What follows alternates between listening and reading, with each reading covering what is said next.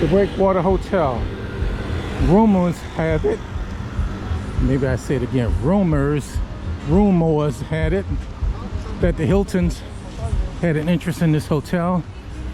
I know for a fact it was under construction for a long time.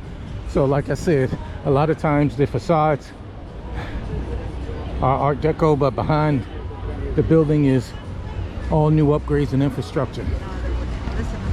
This building right here on the corner, at one point there used to be a restaurant, and there was interest that one of the most famous golfers in the world, one of the famous presidents of a basketball team, and a few other people had interest here. I don't think they have it anymore. There used to be a swimming pool there. I guess relaxation lost out to profits.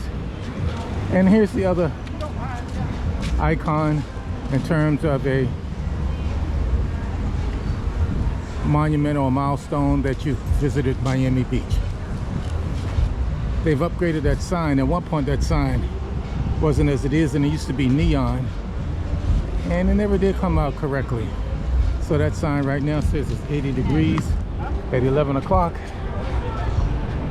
And again, we're at 10th and Ocean. Here's the lifeguard facilities that I was talking about. It's on the back side. Official Art Deco. You see official Art Deco gift shop. You can see that there. And as we go across the street here, we have the Clevelander. As you can hear the music in the background, not only do you have the Clevelander, but you have the Palace, which wasn't always there, but the Palace has a lot of upbeat entertainment and dancing. So that's all I'm going to say about that. Okay, I suspect South Beach Seafood Festival is about to begin. It's 11:15, so the vendors probably are ready.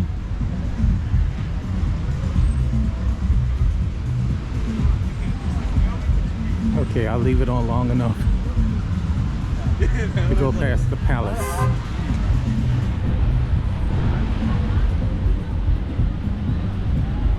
Okay, 1024 Ocean Drive.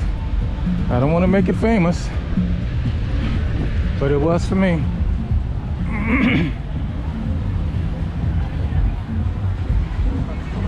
Okay.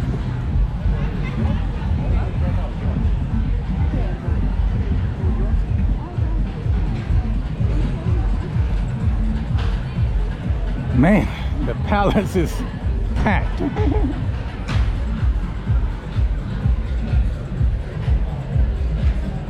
As you can see, there's Versace's house, street,